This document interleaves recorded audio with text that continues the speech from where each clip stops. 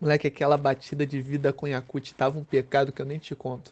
Opa, tá gravando? Opa, salve rapaziada, aqui é o Mikezito, o estagiário do Peds, o cara do café, né? Passando pra lembrar pra vocês aqui que a gente tá produzindo conteúdo muito legal lá nas redes sociais, então sigam @Peds e Regatas no Twitter e no Instagram. E agora prepare-se, porque Tavinho e Flavinho estão vindo aí pra lembrar vocês de quem realmente venceu nessa off-season da NFL, né? E já prepara também aquele álcool em gel, porque tem um cara aí que tá um nojo de ter acertado quase tudo no Anota e Me Cobra. Então, é isso. Ajeite seu fone, como diria Tavinho, estique suas pernas, fique bem safe e tamo junto, rapaziada. Bom episódio.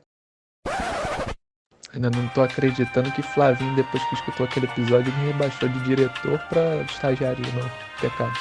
Iguodala to Curry, back to Iguodala, up for the layup. Oh, blocked by James. LeBron James with the rejection. Wow. Oh my goodness.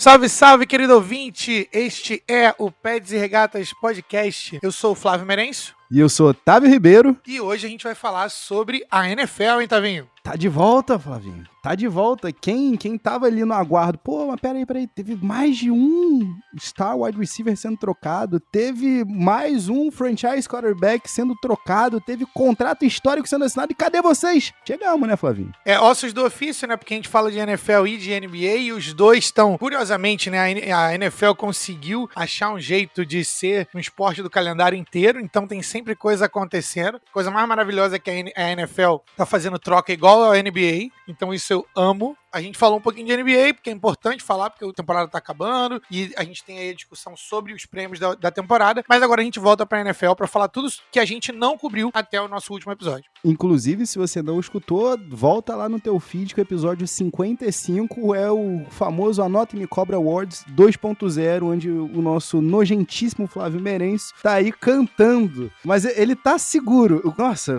ainda bem que passou esse episódio, ainda bem que passou, porque o cara tava munido de um estômago e ainda assim foi difícil aguentar. Mas, Flavinho, tem coisas bombásticas pra gente falar, mas depois dos nossos shoutouts, né? É isso, vamos de shoutout primeiro. Quem que você tem na tua lista aí, Tavinho? Primeiro, como sempre, o nosso primeiro efusivo abraço de todo o começo de Peds e Regatas podcast vai para o nosso Enzo, nosso famirim. Forte abraço, Enzo, filho de Rafão. Mas, Flavinho, hoje eu tenho um abraço aqui com sabor de despedida, sabor de fica, por favor, não quero que acabe. Eu queria mandar um efusivo abraço pra rapaziada do Big Three, em específico, né, em especial pro Rodrigo Bamondes, pro Renan Alonso e pro Cadu Lopes, que tiveram aqui com a gente, né, no Peds e Regatas. Um dos episódios mais assistidos, inclusive.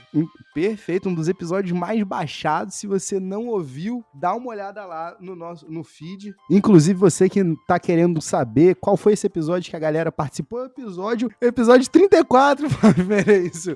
Muito, muito natural, muito simples, muito rápido essa inserção aqui, mas mandar um abraço pra rapaziada e sempre falar, né, a internet está mais cinza desde que vocês anunciaram esse breve adeus e a gente fica na guarda. Inclusive, já tô sentindo falta aí todos os domingos, ler a coluna, né, a pelada de domingo que o nosso mestre Renan Alonso sempre escreveu de maneira brilhante. Forte abraço, rapaziada. Abraço, galera. Muito bom trabalhar com vocês e tenho certeza que a gente vai se esbarrar no futuro. Do meu lado, tô tranquilo. Eu tenho um shoutoutzinho pra dar pra mim mesmo, mais uma vez, porque eu estou on fire. Eu estou on fire, galera. Se vocês quiserem... Galera, né? Vamos falar a palavra certa. Se vocês quiserem ganhar, é só vir no meu time, entendeu? Que o meu Anota e Me Cobra, ele está on fire. Então vamos. Não dá, Lucky. Impede esse rapaz de seguir.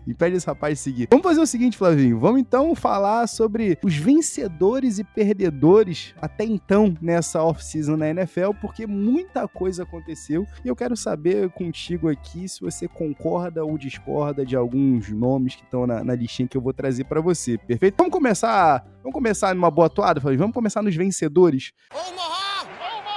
Coisa boa, Flavinho, que a gente passou a temporada inteira falando Joe Burrow não tem proteção. Chegou a pós-temporada e a gente falou, Joe Burrow não tem proteção. Chegou o Super Bowl e a gente continuou falando, Joe Burrow não tem proteção. O que aconteceu? A falta de proteção ao Joe Burrow se mostrou mais do que gritante no momento mais importante, no Super Bowl. E aí, Flavinho, finalmente o Bengals resolveu adereçar esse problema. Joe Burrow é um dos grandes vencedores até então dessa offseason da NFL, porque não só teve não só teve 2, mas ganhou 3 novos offensive linemen para recompor essa linha ofensiva. E aqui eu tô falando deles, né? Do Ted Karras, que tá vindo do New England Patriots, que assinou um contratinho de 3 anos, 18 milhões. Do Alex Capa, que tá vindo do Tampa Bay Buccaneers, que assinou 4 anos, 40 milhões. E do novo bodyguard, do novo segurança, como ele mesmo já se intitulou, falou que chegou em Cincinnati mandando a seguinte mensagem pro Joe Burrow: você não passa mais nenhum perrengue aqui. Qualquer coisa,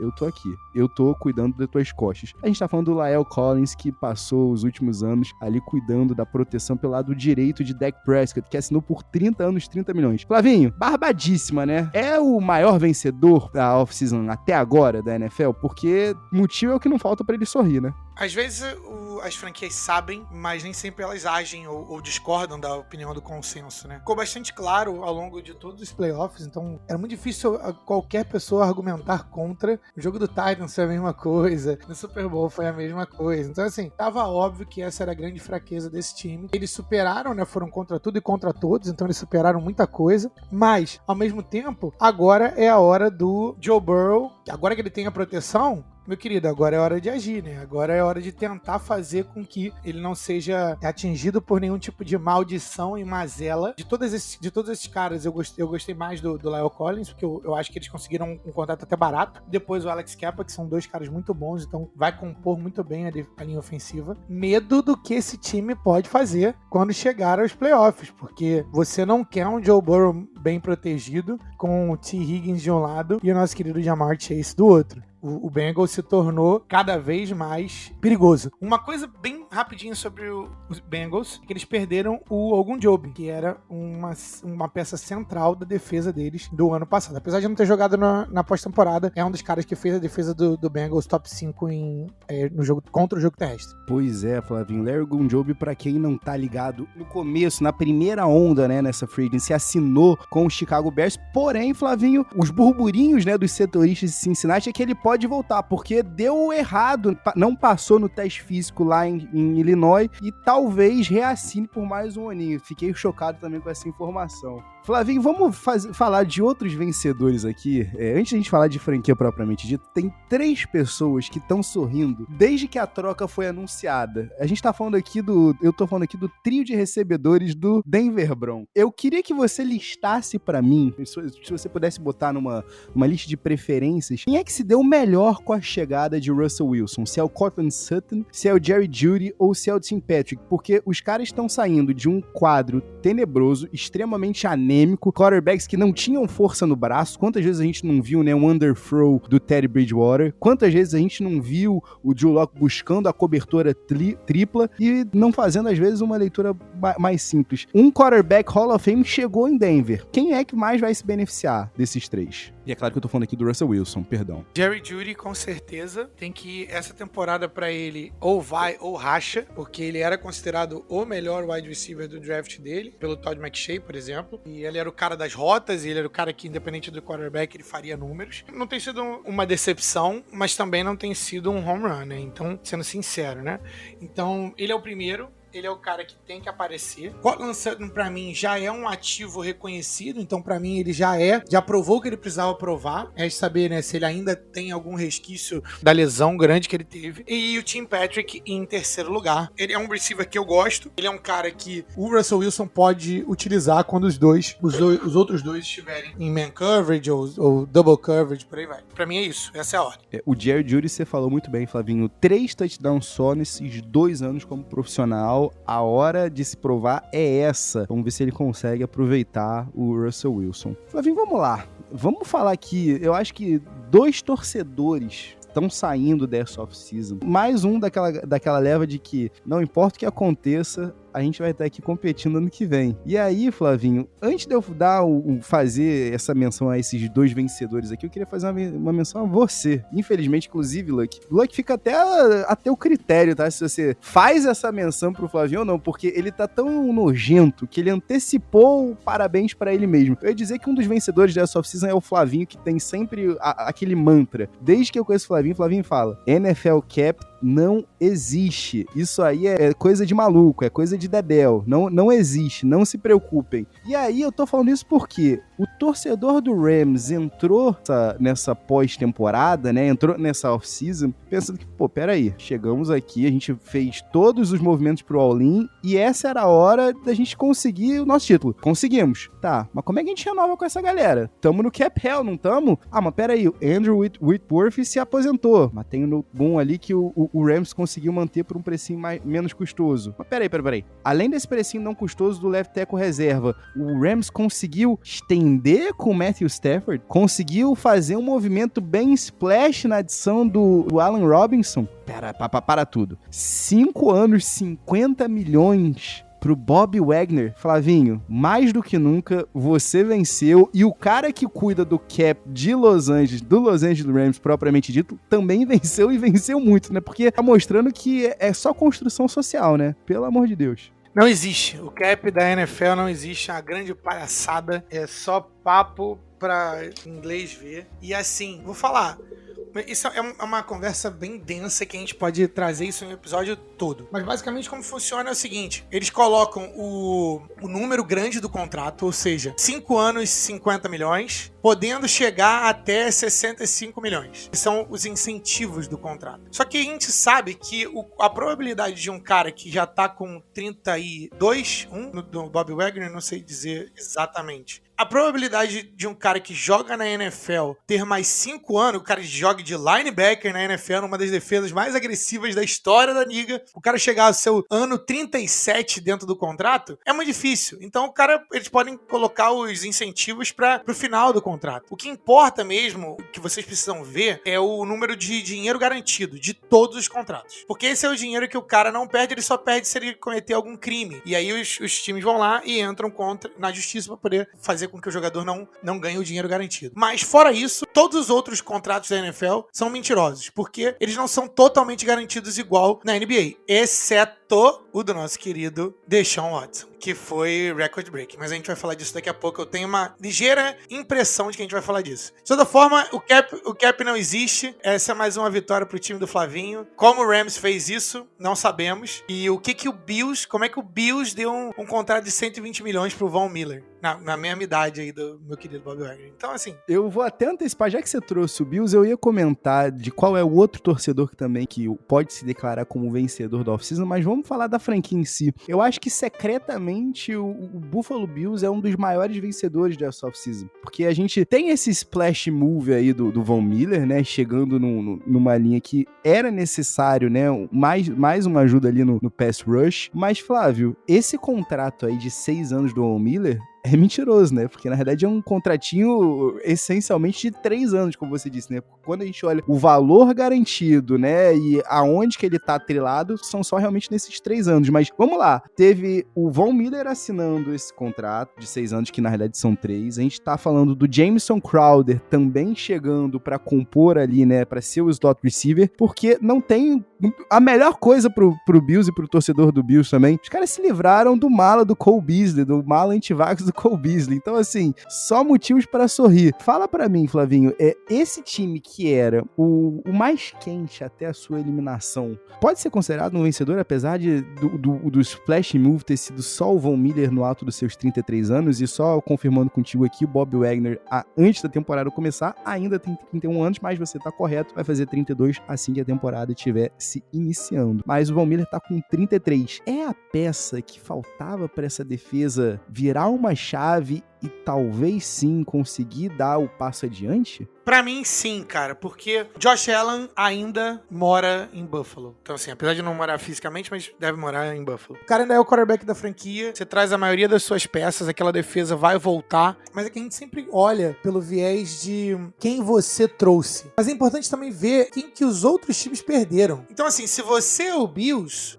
ou se você é fã do Bills, ou general manager do Bills, você diz o seguinte, cara, o melhor time dos últimos 5 anos, eu fiquei a uma posse de bola de bater no overtime. E esse time perdeu o Tyreek Hill. Se você não lembra, vai assistir o jogo de novo pra você ver o que o Tyreek Hill fez no tempo regular e no overtime. Se você é o Bills, você tá muito otimista. Porque agora o Patrick Mahomes perdeu o alvo principal deles e não comecem a falar pra mim de Marquez Valdes-Scantling. Por favor, eu não quero ouvir. E você adicionou um cara que ajudou o Rams a ir pro Super Bowl e que com certeza tem garrafa pra vender ainda. Então, se eu sou o Bills, eu tô bem feliz. Pois é, e não só, né, Flavinho, foram esses dois nomes aqui. É claro que a gente, né, dá uma iluminada no Von Miller e no Jameson Crowder, na ausência agora do Cole Beasley, mas ainda continuou adereçando o interior da linha ofensiva com o Daquan Jones, que veio para compor ali como DT, e também tá melhorando a proteção pro Josh Allen com a chegada do Roger Saffold. Mas, Flavinho, outra galera, outro torcedor... Só uma coisinha,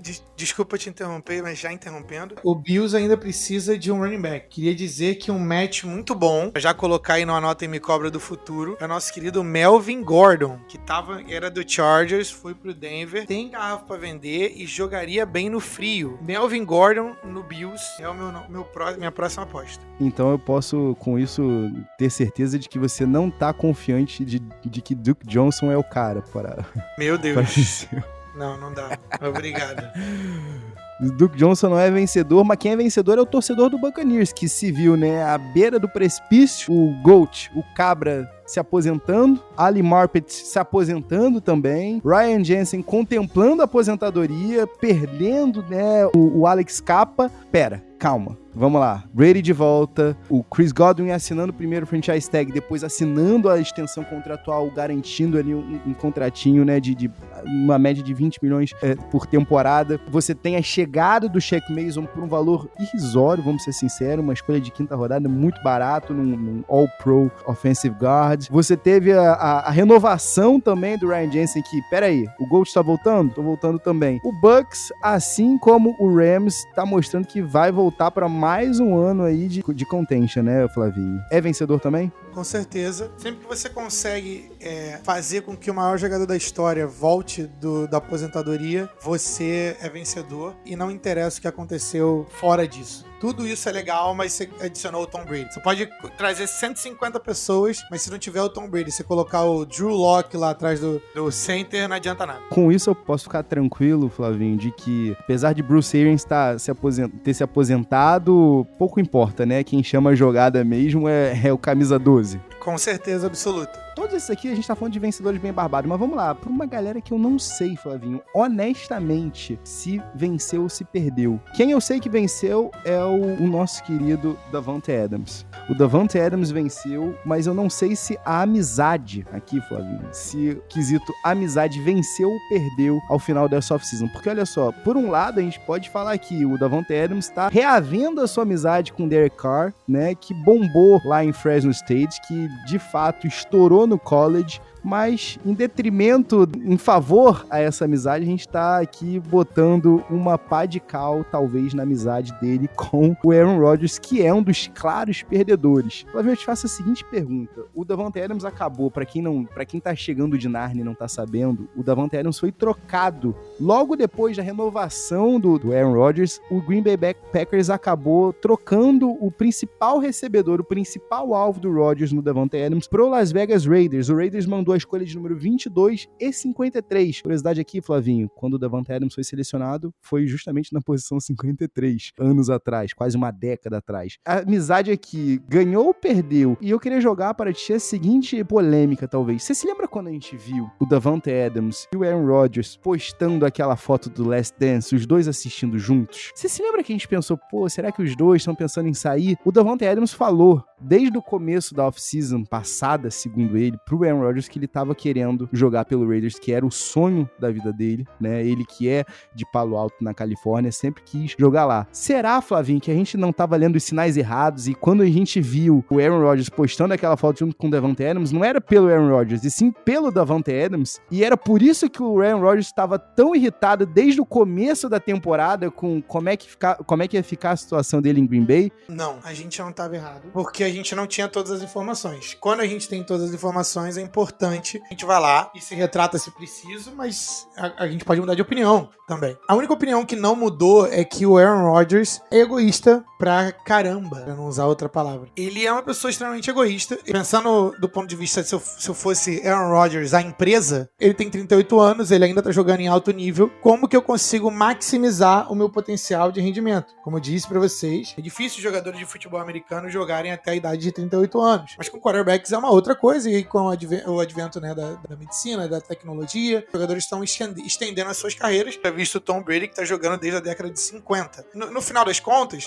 o Aaron Rodgers, toda essa narrativa do Aaron Rodgers, vou sair, não vou sair, e vacina, e aí mente, e aí vai, e volta. Desde o início do ano passado, ele tá, eu vou botar a palavra também na falta de uma outra que eu não posso usar, chateado com a franquia, e colocou a franquia toda em um alerta de uma temporada inteira, falando que ele vai sair, que ele vai sair, que ele vai sair. Tudo isso pra culminar nesse contrato dele de $200 milhões, uma figura de contrato garantida altíssima, com basicamente 50 milhões por ano pelos próximos 4 anos. E todo mundo achou que falou assim, pô, beleza. O Green Bay Packers, por sinal, é um pequeno adendo, é um dos times que tá pior situado do ponto de vista de salary cap. Então, tá ali junto com o New Orleans Saints tendo que fazer mágica, né? Tanto que perdeu o Zadarius Smith, por aí vai. E o próprio Davante Adams. E aí todo mundo achou que é o seguinte, cara, o Packers, pra assinar o Aaron Rodgers pra esse contrato, já tem que ser um pré-requisito do Aaron Rodgers assinar também o Davante Adams. E aí o que chegou pra gente foi que o Aaron Rodgers já sabia o tempo todo de que isso estava acontecendo, dessa troca, dessa informação do Davante Adams querer ir jogar no Raiders. E chegou também a informação de que o dinheiro que o Raiders e o Packers iriam oferecer ia ser igual. Então, a gente conclui que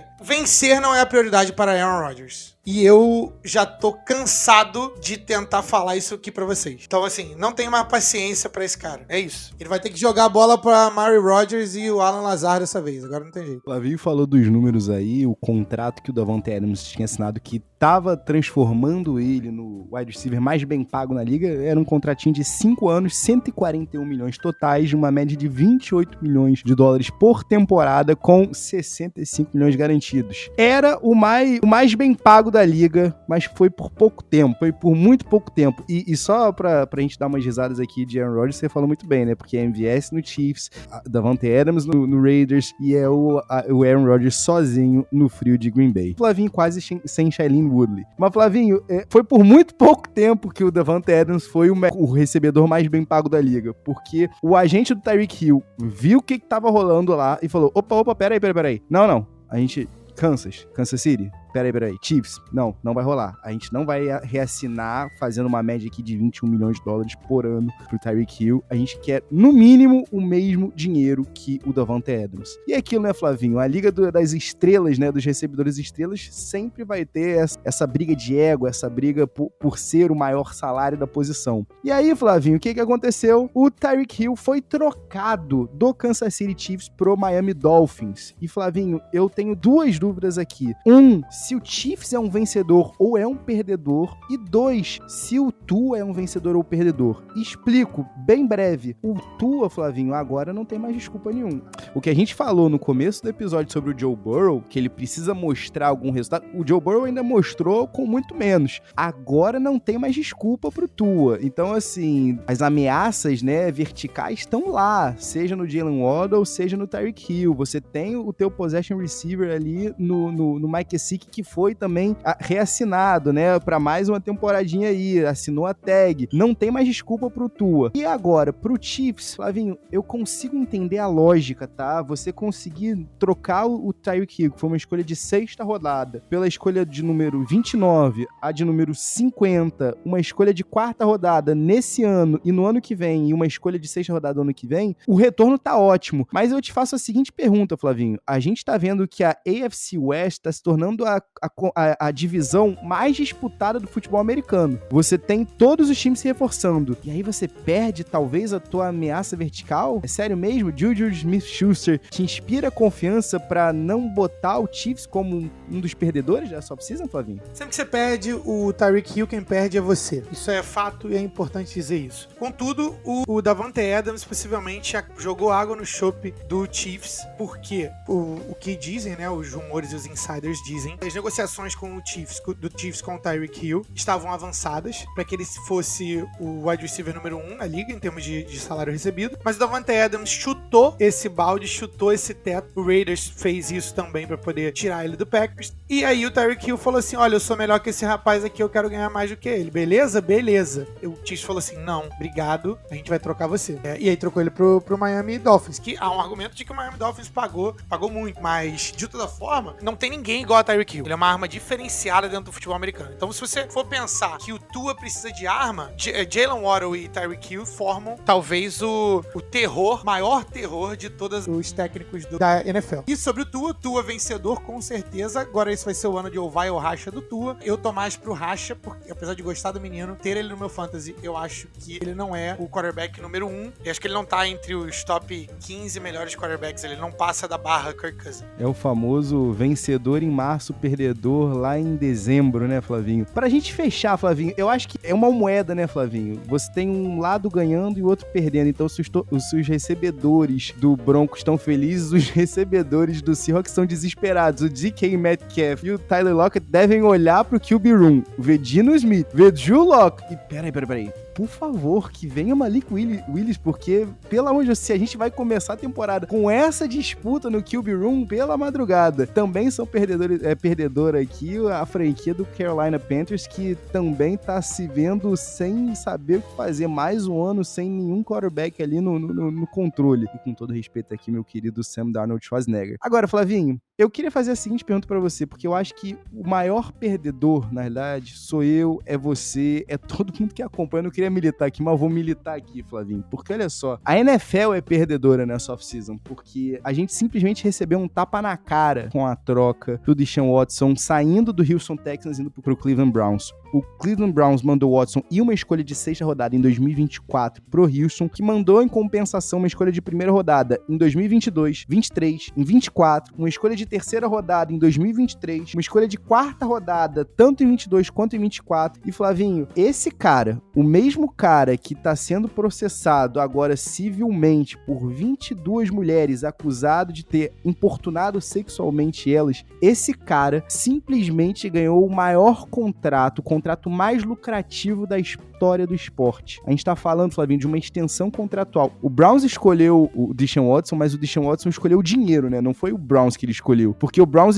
resolveu pagar 230 milhões de dólares. E, Flavinho, aquilo que você sempre fala aqui os contratos são mentirosos, esse contrato é verdadeiro, Flavinho, porque são 230 milhões de dólares garantidos. Como é que a gente não pode dizer que a gente não perdeu nessa? E é um recorde, né? Então, assim, eu não gosto muito de dar palanque pra um cara que teve 22 acusações de abuso sexual. É importante dizer aqui, porque os fatos são de que ele não foi condenado.